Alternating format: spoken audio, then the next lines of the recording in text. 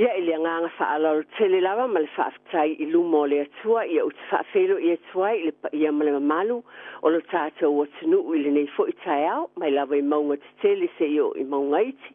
Whapena fo na o wholofa whaafeloa I le tāpua inga nai o tātou tua a sinsina.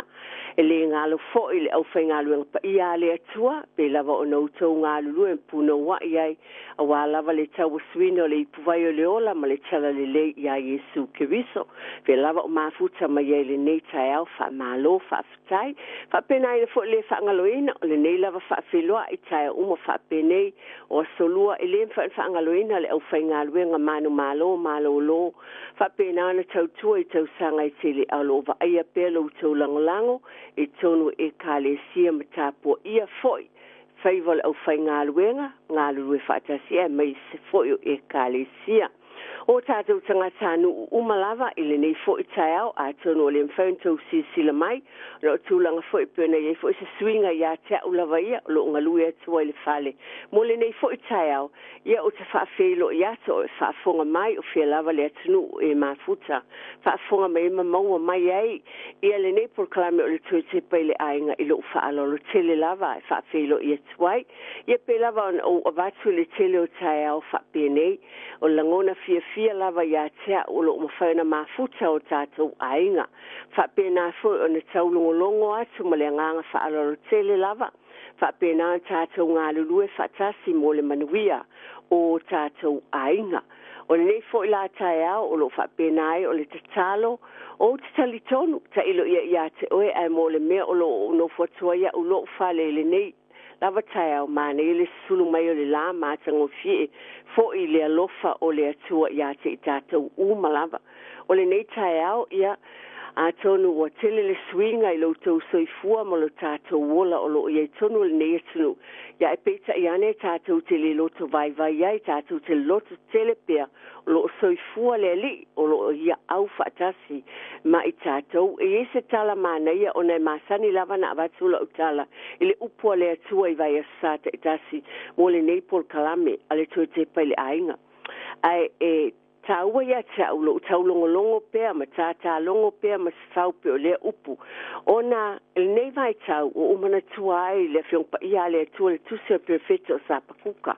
Ma na ia fo le tusi mo tātou ainga. Ma tua mai tātou umalawa I whai tau whaatasi ai. Ma na le tolu lava ma tā upu. A le nei vai tau o taritau ne tala whianga I tonu lava. Be ona avatu le upu le atua I vea seitas. Ai mo le nei vai a saa. E au ngā fo I whai tau iai a wa le tala nei le perfeta. Le nei o sapakuka na ia tala noa ma fasilingia le atua. Na o tā ua mai o le a o mai valo anga le a whaatafuna ina Israelu matulanga umalava. Whaapena le a iei le malai o wha mai o mea o mai e tupu le teimi le nei.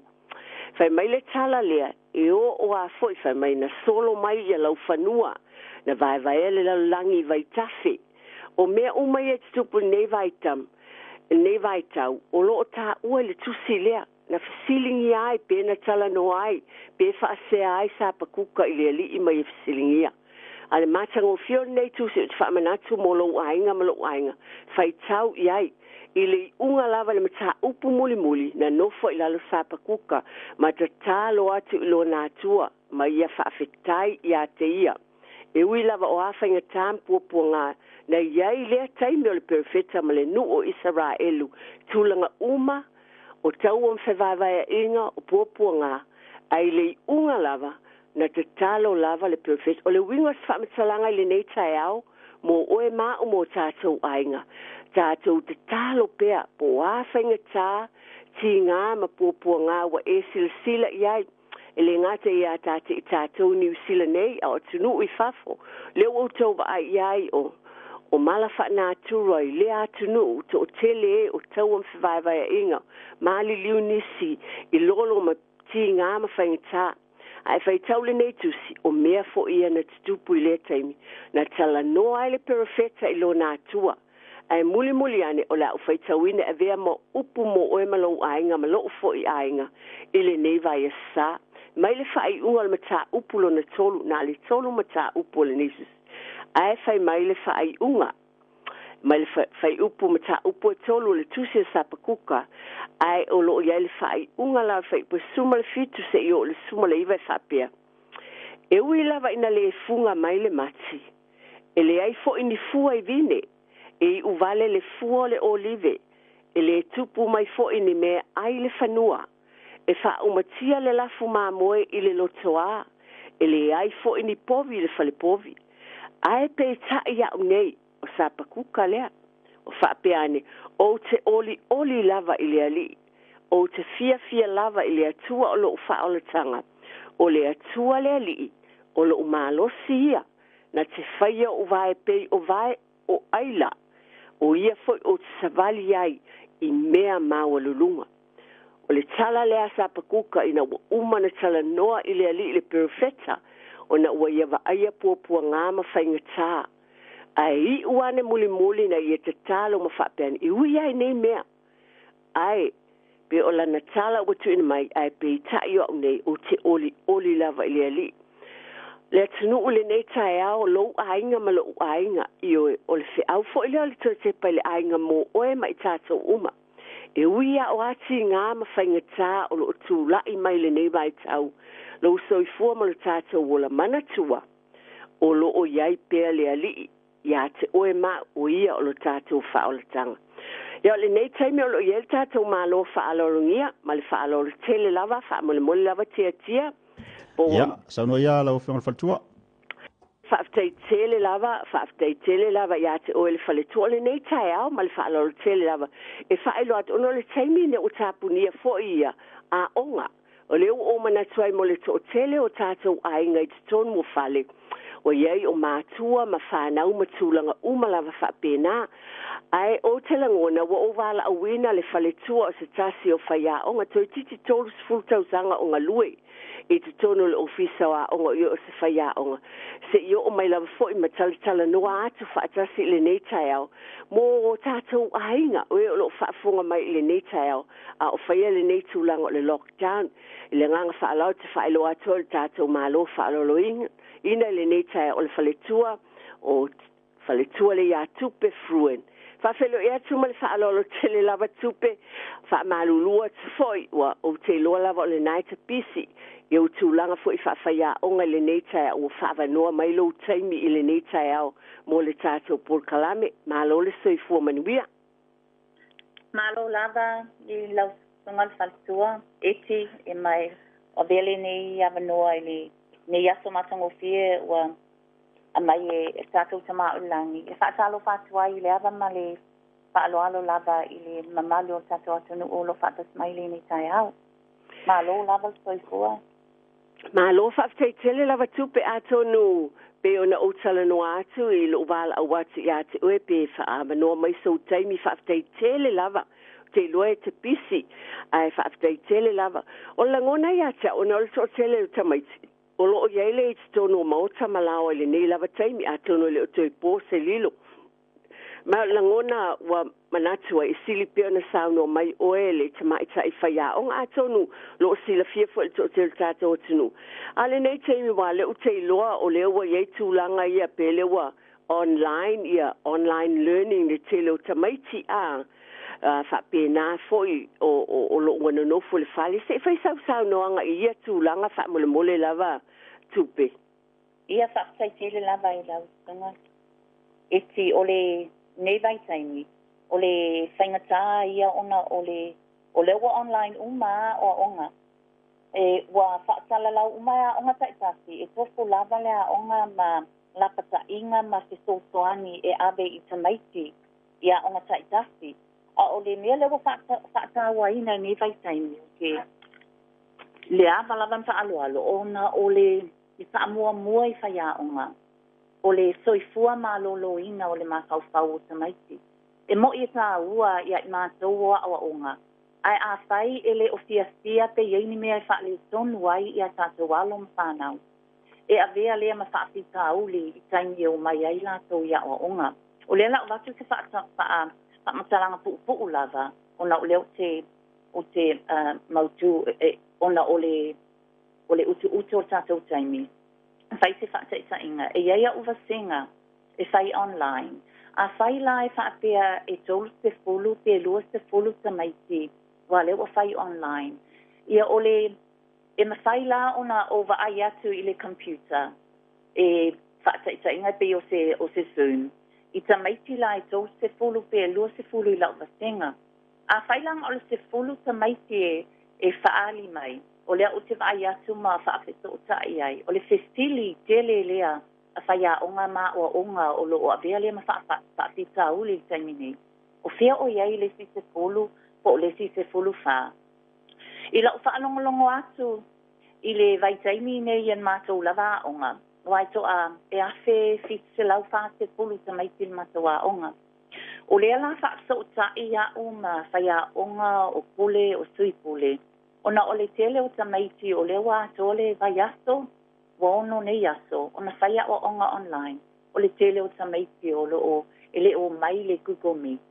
O ta maiti lea Pasifika. Ele na o ta maiti Pasifika a o lea e ta ua ia au ona whaafita so o tai a i lato. O le whainga tāla lea a i lau whaltua le tungal whaltua e te.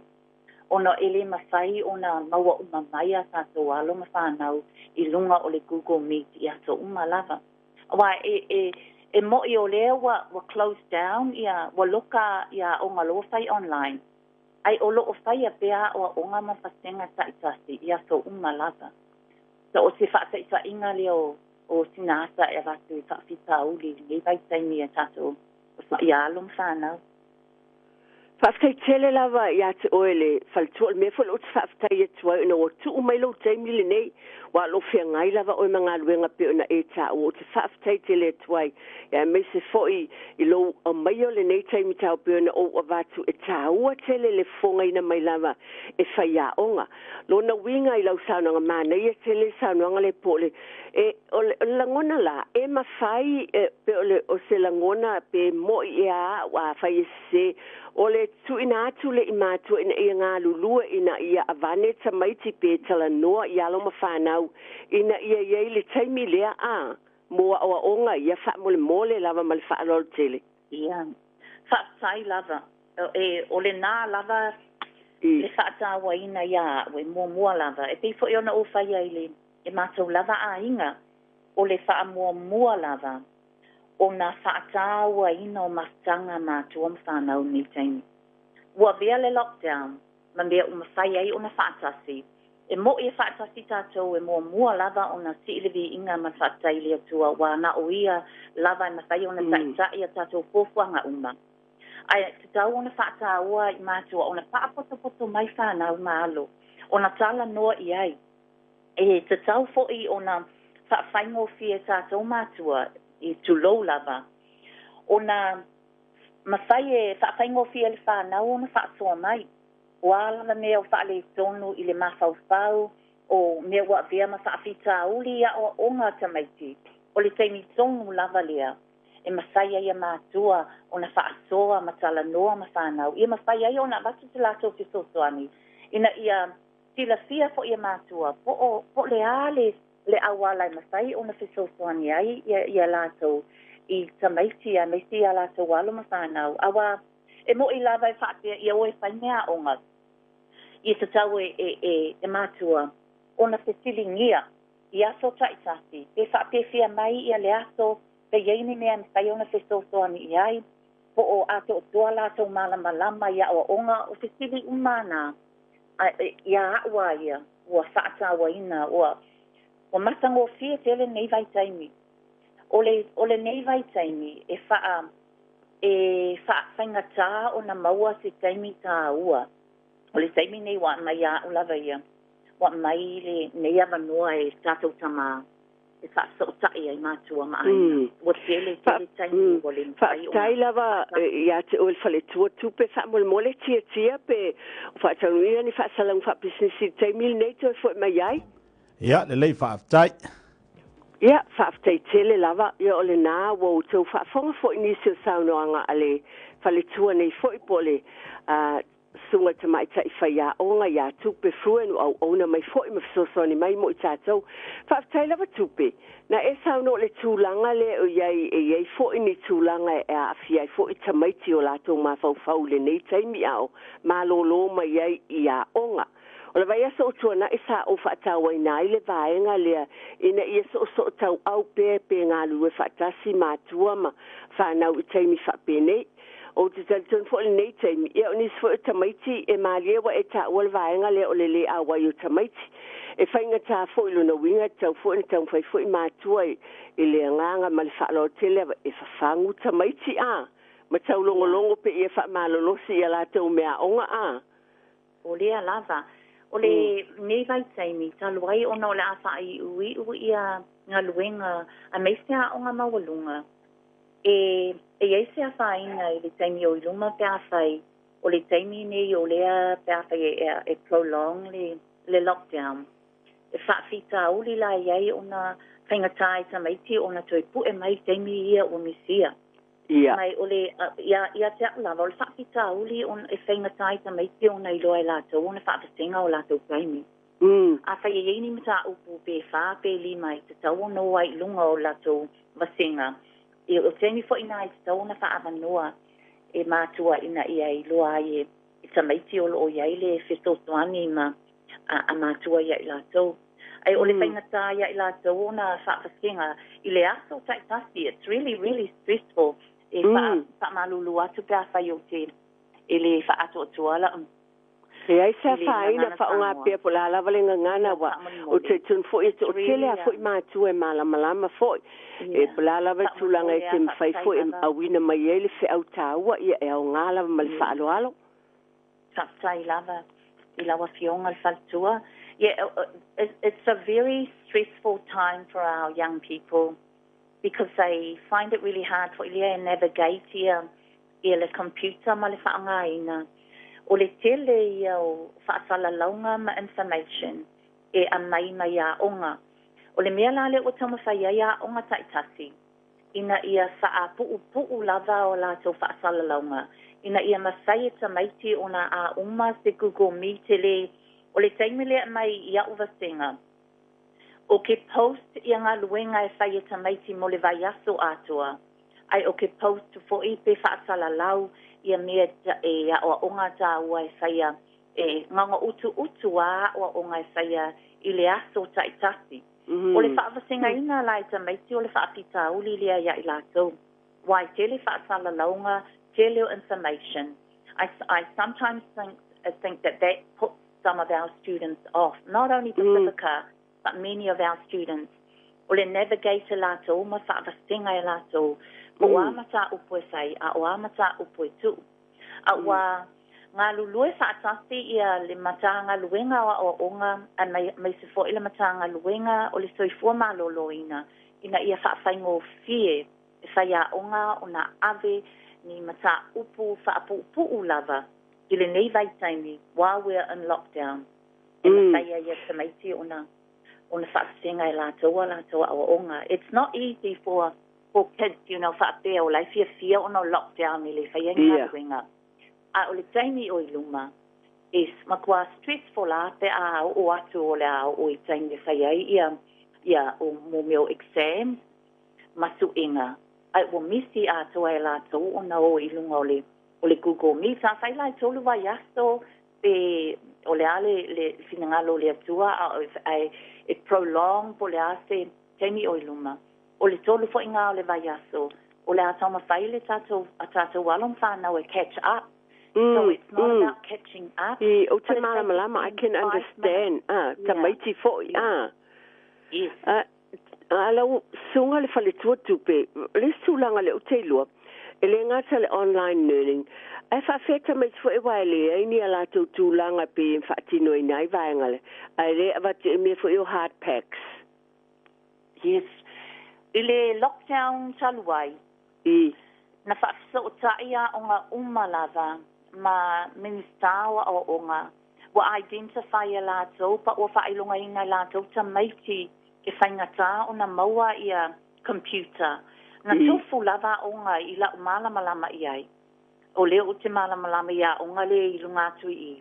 Wa iai fo inisio o mātou fo I tamaita mātou ainga. Na tofu lava tamititi o loo whawhainga tai lātou o na maua ni computer po le education pack. Sa si liva lava. So they delivered it and couriered it to all the different families. A whaila e iei ni tātou ainga o loo iei le situation na. Yeah. E le eite connectivity e le ni internet. E mawhaila vai a o na whawhisotai.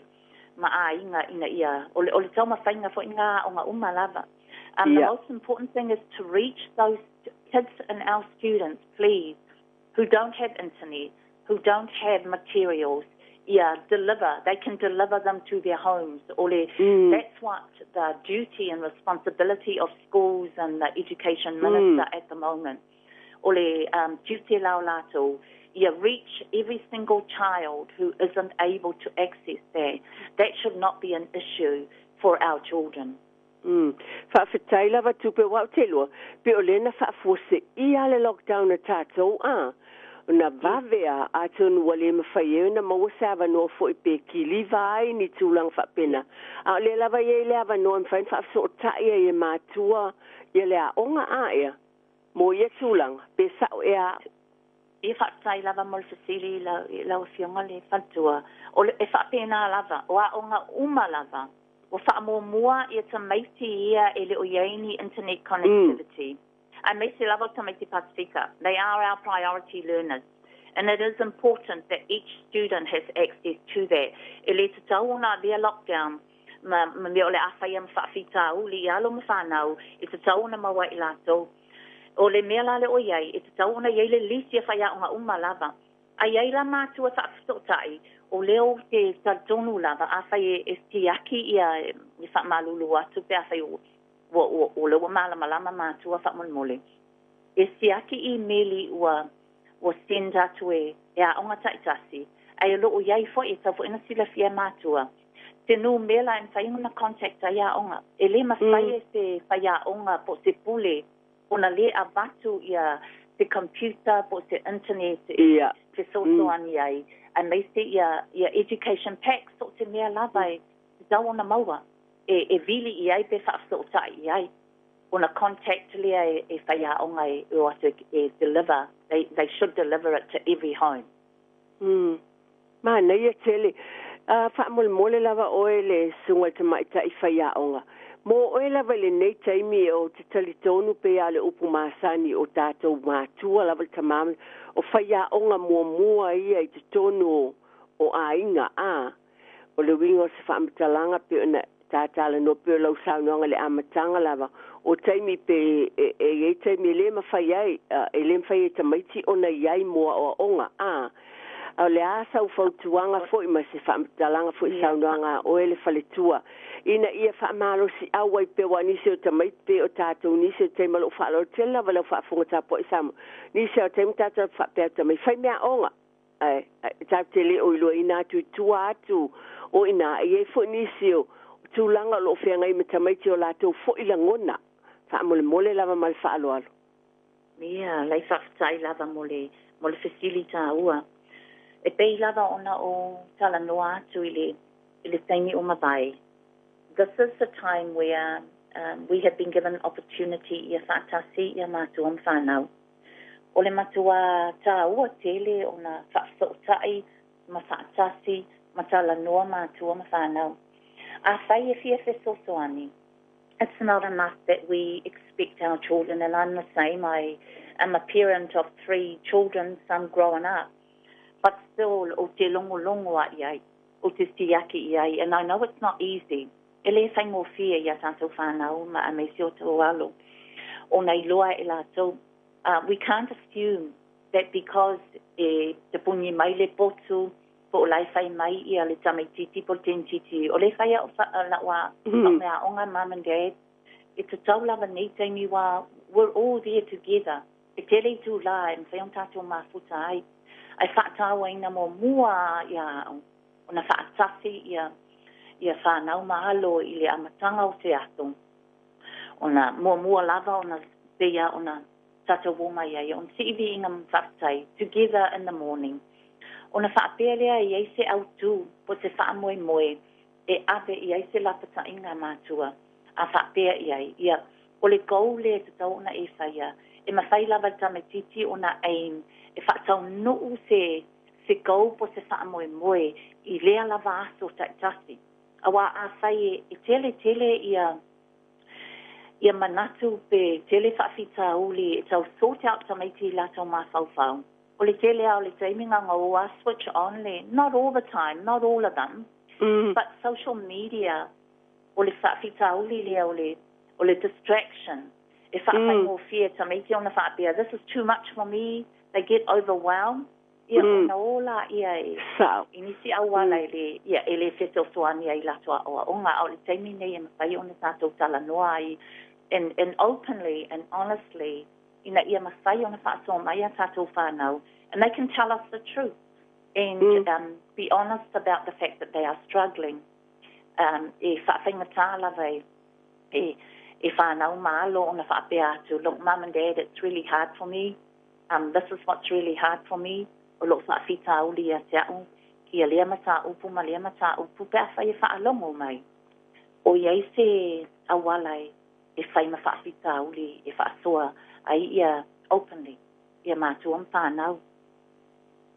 E iei fo i lai lo ulangona o teim fo ono sa iei o mātua a, I tūlanga umalawa wai e le whai ngofie fo e me se pe on tātala no po wat amatanga o se teimi e le masani e fo i tātou le tele o teimi ia e o ata mai tia i le aonga whea ngai mali whai aonga al fo i tamaia po tina iana ngā luenga ia e a whai fo ni si o aingo le fo wanga luel tamai tono i whai po tina ia wati le ila le tele ta ua o le pressure po tulang fa e maua fo le ta mo fai ia ngā lulu e whaatasi ma se malama a have that understanding between the parents and the children I vaenga ia o a onga pea ta pena lava e lawa fionga e ti o le a vaitin tonu a lea e mwhai e ona whai se polo kalan mea ainga tatasi e talapia ngai ala tau i asa umalava ona tapia a usu mai le tae au, ona whai se breakfast ia ona a matalo lea whai le lotu lea tua, whai le breakfast ia ona wha solo lo lea o le aso a whai la e se routine whapena e ma whai fo ia tamaiti ona i loa i tae au umalava e iei se whataita inga i ala tau ai e o fo i taimi ta itasi, e te tau ona whapea e tu la e ua e whaile Google, o lewa whaava noa mai e whaia o ngā umalama mao o ngā taimi e malolo ai.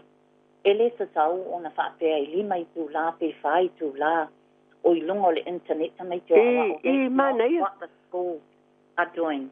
It's 10-15 minutes e a mai ai e whatonunga whaia o ngā, a o le tele o a o onga, o lai lunga o Google Classroom.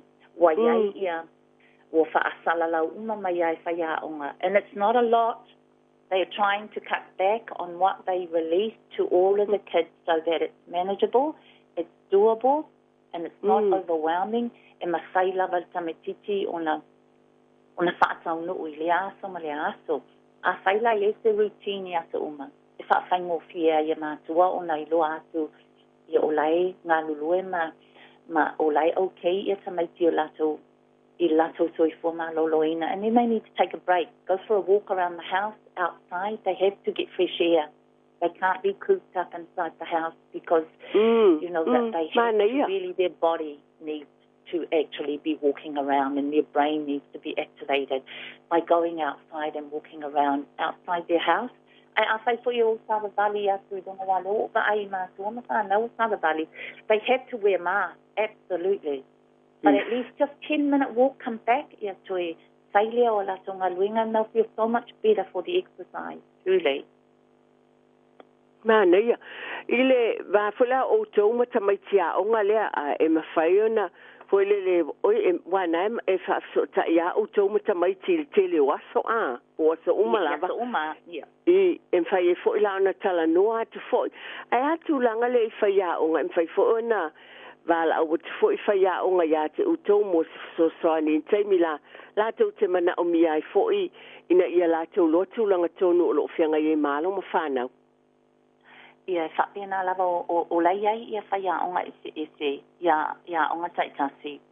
Wa mawhai ona whaarso tai ia tamaiti o lai I tala fia ngai ma o whawhita uli o lo i tonu a inga e ala lea I le to'atele o tamaitele o this attendance o lawa tila fia lava o tamaitia e le o mai e le o show up I vasenga o tamaiti o lai e yeini whawhita uli.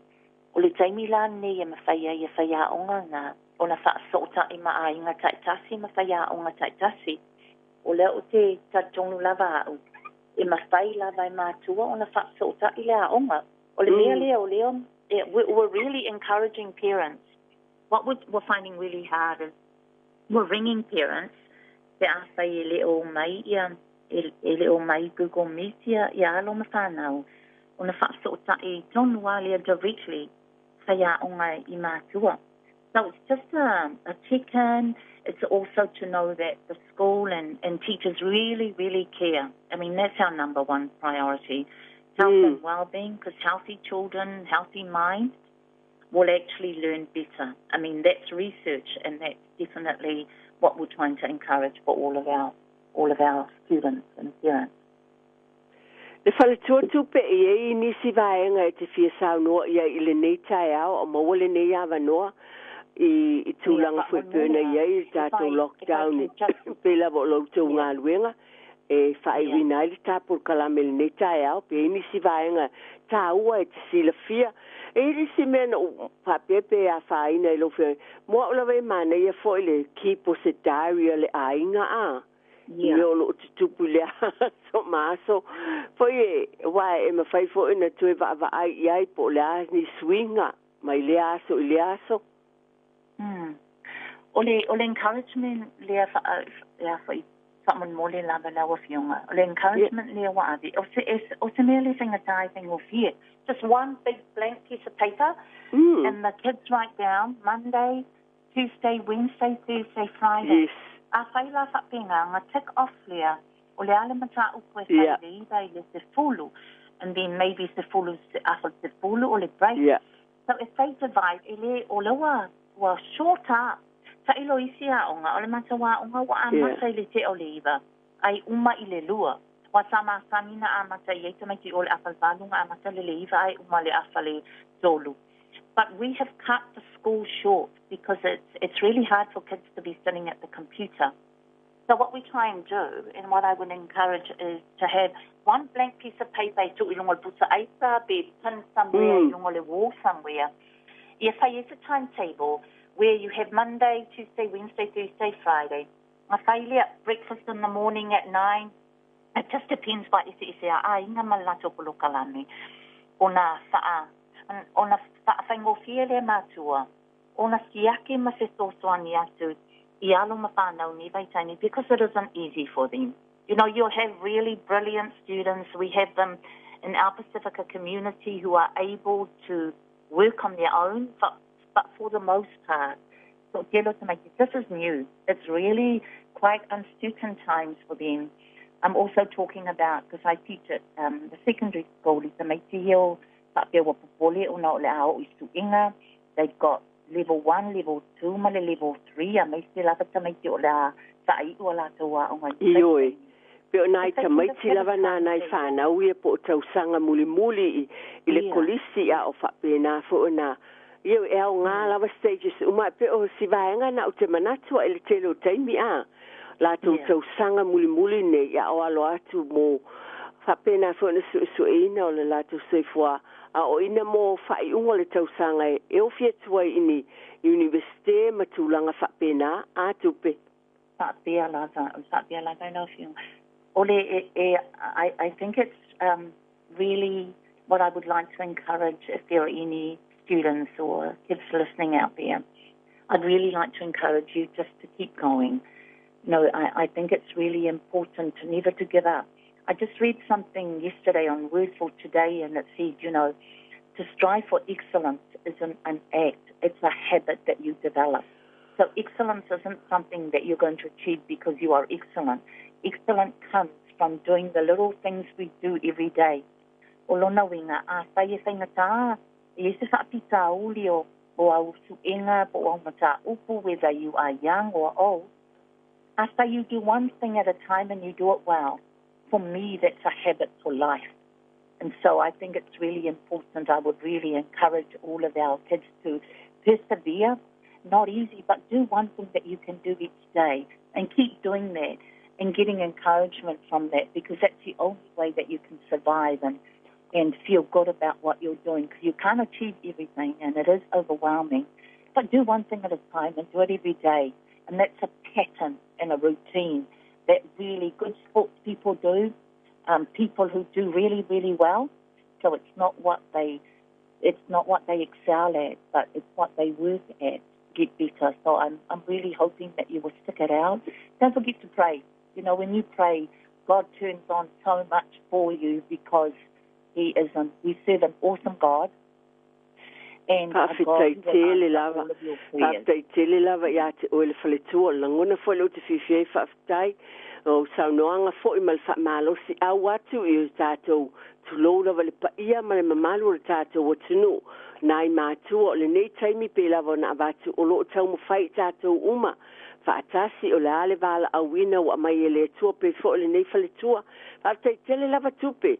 Whawhitai wau te loa nai te pisi au e short notice fo I le tūlanga fo I pe pu a le taimi na whaafso o tai e tuai fo I oe le whaletua le sunga le whaia o ngā ona o talitonu e au ngā o taimi au ngā fo le nei o lautou o nanga tau te sao no ai ma whaafonga mai ele tātou o tunu I whapena fo ina sosoani mo I mātou ma I tātou umalava wa I fo ina I grandparents.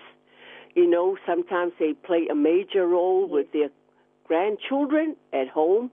E whaafitai lona winga o saunoanga fo I whaala ai au sosoani e sila fia fo I lātou I tūlanga.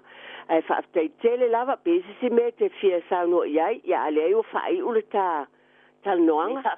Ni whaafitai tele lava I lau sunga le il whalatua ona ole ni ia vanua matango fia, but na via ile ni au ona whatauwa aina I te ao ngā moalum whanau ai mei sile mamalo tātou atu no o ia lo whalatua ma whamanui atu I au ngā luenga umalava na wa fionga le whalatua a mei se poi o e o whaafonga mai ni taimi whaafitai tele lava mo le avanua. Ia, whaafitai tele lava foi whaamanuia foi ia le atua ia te oe whalatua tupe malo ainga ai mei se ngā luenga lo whianga iai. Ia atono se whaapoponga le nā pe no tu whaafonga mai ai. O whaletua ia tupe fruen o le whaia onga pe ona o awatu I te tolu sifuru tausanga o tautua o ia o le whaia onga o ia fo ile atonu manatua o ia o sitasi na avea matatou malo ona o ia na maua le whailonga. Le whailonga fo I o le tasi o whaia onga sinia ma le tāua I te tonu o New Zealand nei. Ona o ana au nanga o ia o se whaia o na whilwhiria na ia maua se whailonga tāua. Ui lea wa wala a wina whaafteite nau tau whaafonga mai o lana tu whaatu fo I ma whailo atu I o ni fisosan o langona fo I lea ia te au le nei tai o le tau ma whailawa. Tonu e le whaingofia o se teimi I te tonu o tātou a inga pe ona mat a vea fo I o se teimi fia. E mawhaifo ona a vea o se taimi fia a wapi lava ona whaamanatu malo whaalol tele. O I tātou lava o whaia onga mua o tau wala ma tātou whanau. E fo I lale tātou vaenga po se Io e te lele vaenga tāua I tātou I te tonu o leolanga o ina o tamaiti pe ona whailo mai ele sunga le whaletua tamaita I whaia onga. Ai e fo le tātou ngā lulue mai iai mō tamaiti te mitoni a veo se si o manga. Fia le si o manga lea e iei tamaiti tonu o tātou ainga. Ia o tau mawhai e fo I peo o lātou o ngā atu ma whapena o na amaia o me tutia fo o whaongaina le nei taimi peo na iai online learning. Ia lea fo iei hard packs po vaenga ia o whapena o na amai o tustusia o mana photocopy mai o mata upu ma mai tono whale whaitau iai. Ia a tono e moni lava I leo tātou o man malo whaalor tele. Whaftai a waiai e tele le malama le ngan ma e fo o nisi o whaia onga. Nisi fo I lātou tofu lava o tau mea lo whale tu mwhuna o ina whanau. Ia tātou lo fo I tātou te ngā lulue. Pele o se whaia onga leo a o fo se whaia onga.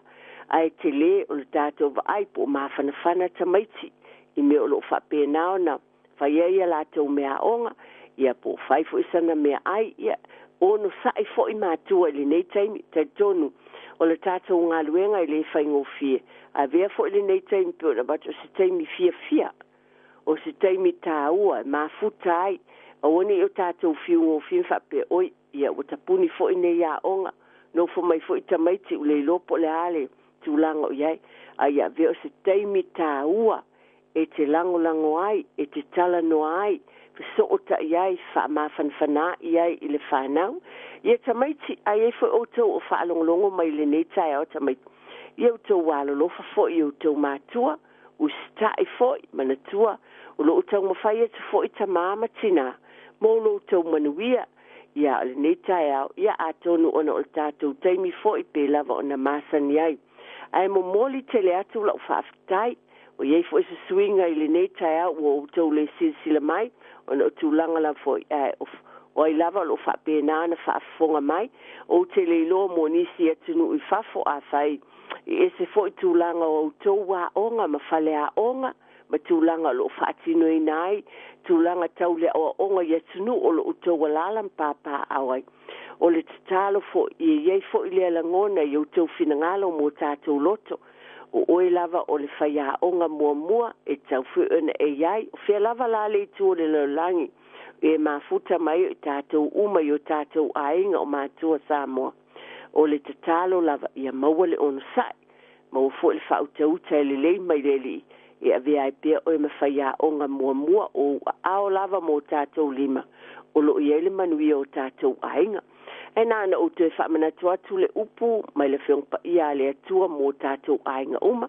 mantua pēna o vātu whaitau iai o se teimi le lei fo I le ana o vatu ele tala e tono le a whionga le atua tu se perfeto sapa kukana le tolu lava mata upu e wa umanatu o se awa onga tāua mo I tātou na tala no atua ele perfeto o na telo tūlanga na iei le nu o Israel ai le taimi muli lava na ia whapeane a bea fo ia upu mo lo ainga ma lo ainga fai mai upu muli o le tusilea e ui lava ina le funga mai le mati e le fo ini fua I bine e uvale le fua o le olive e le tupu mai fo ini me ai le fanua e fa umatia le lafu mamoe le lotoa e le ai fo ini povi le falipovi ai peitai wa unei o te oli lava I le ali o te fia lava I le atua o lo whaaltanga o le atua le ali o lo malosia na te whaia o vai pei o vai o aila o ia foi o te valiai I mea mawalunga o I tātou umai o tātou ainga e uila na savalia I tātou whaamaima swinga I le olanga lo iei nei wa I whaafonga silsila I tūlanga o iei laulangi ai o te talitonu ia maua a pea lo whaatuatua ma lo tātou whaatuatua o lo soifua lava le ali lo soifua le ali e te tau na tātou fia I lana whaalatanga mauti noa o lo iei le ali mo lo ainga ia o le tātou maftanga le nā ni tātou por kalame nā tō tepa le ainga o te alo fatele lava mo o tau uma mai le taele o lo loto o te whaafitai e tuai mo le talieina o tonu I o tau maota malawa le anga le leo le atua le whatua o ia le I lo fale lo maota ma lo lawa e whapena ina fo I lo fale whamanibia le atua au te etlo tau soifua na vai sa mua te ma wai fo I se whapoponga tātou por kalame o tue tepa I ainga ai mo le nei tai au ia soifua ia ma imanuia manatua o le atua o le ali ia o ainga o malava